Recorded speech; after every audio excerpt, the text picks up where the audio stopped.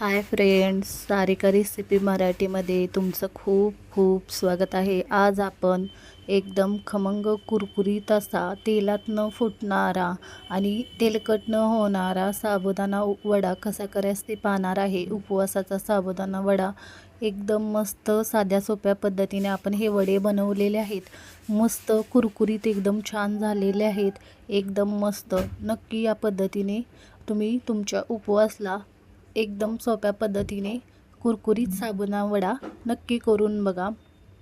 तर चला वेळ न घालवता व्हिडिओला सुरुवात करूया। सर्वप्रथम इथे आपण साबुदाणा भिजत घालणार आहे। इथे बघू शकताय मी 1 कप साबुदाणा घेतलेला आहे। तो स्वच्छ 2 ते 3 वेळा मी धुवून घेणार आहे। साबुदाणा मी इथे 2 ते 3 वेळा स्वच्छ धुवून घेतलेला आहे, बघू शकताय तुम्ही। आता याच्यामध्ये पाण्याचं प्रमाण किती घालायचं, इथे बघा साबुदाणा बुडेल इतपतच पाणी घालायचं आहे। थोडं मी यातलं पाणी काढून घेते, मी दाखवते बघा। एवढंच पाणी घालायचं आहे, म्हणजे साबुदाणा व्यवस्थित भिजलाच असतो आणि जास्त पाणी राहत नाही याच्यामध्ये। बघा पाण्याचं प्रमाण पण व्यवस्थित परफेक्ट असलं पाहिजे। आता सकाळी बघा साबुदाणा छान असा भिजलेला आहे। तुम्ही जास्त वेळ नसेल तर 3 ते 4 तास तुम्ही ठेवू शकता।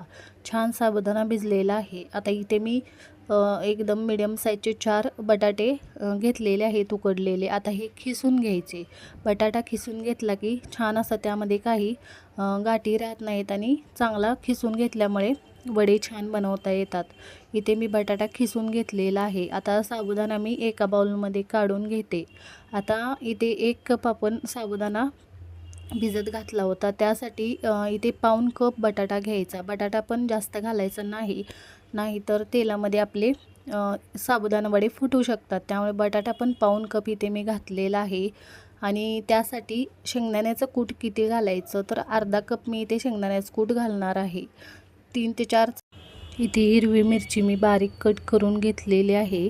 तुमच्या आवडीनुसार तुम्ही तिखट घाला आणि त्यावर मी लाल मिरची पावडर पण घालणार आहे। अर्धा कप भाजलेल्या शेंगदाण्याचं कूट घालते, याच्यापेक्षा जास्त घालू नका। तुम्हाला कमी आवडत असेल तर कमी घालू शकता। चवीनुसार मीठ घातलेलं आहे, अर्धा चमचा लाल मिरची पावडर। तुम्हाला जर उपवासला जिरे कोथिंबीर चालत असेल तर ते सुद्धा तुम्ही यामध्ये घालू शकता। याला जास्त मॅश करून घ्यायचं नाही, साबुदाणा जास्त मॅश करायचा नाही, फक्त हलक्या हाताने मिक्स करून घ्यायचा यामध्ये। बघा साबुदाणा मी जास्त मॅश केलेला नाही, फक्त यामध्ये छान असं मिक्स करून घेतलेलं आहे, म्हणजे साबुदाणा वडा दिसायला छान दिसतो। आता थोडंसं हाताला तेल लावून थोडंसं यामधलं घेतलेलं आहे मिश्रण आणि छान असं बघा त्याला हाताने आकार देऊन घ्यायचा। अजिबात यामध्ये याला क्रॅक्स पडू द्यायचे नाही। छान असं मी 4 वडे बनवून घेतलेले आहेत।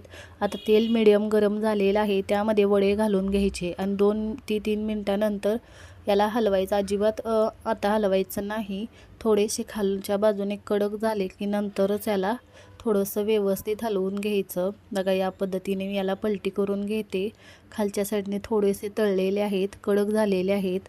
बघा या पद्धतीने चांगले मी याला तळून घेते हलक्याशा गोल्डन कलरवर।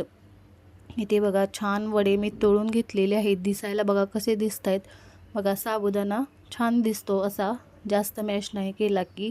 राहिलेले पण वडे मी छान असे तळून घेतलेले आहेत, बघू शकताय। अजिबात तेलात फुटलेले नाहीत वडे आणि अजिबात तेलकट होत नाहीत। मस्त खमंग कुरकुरीत असे आपले साबुदाणा वडे तयार झालेले आहेत। तुम्ही कोणत्याही तुमच्या उपवासला असा साबुदाणा वडा बनवू शकता।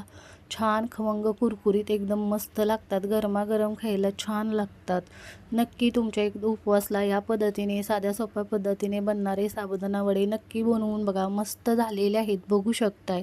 करून बघा आणि कमेंटमध्ये जरूर सांगा तुम्हाला आजचा व्हिडिओ कसा वाटला।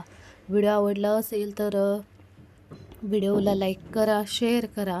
चॅनलवर नवीन असाल तर चॅनलला सबस्क्राईब करा, बेल आयकॉनला क्लिक करा। तुम्ही एकदा या पद्धतीने साध्या सोप्या पद्धतीने बनणारे कुरकुरीत आणि एकदम मस्त असे साबुदाणा वडे नक्की बनवून बघा, एकदम मस्त झालेले आहेत, खमंग कुरकुरीत। व्हिडिओ पाहिल्याबद्दल धन्यवाद।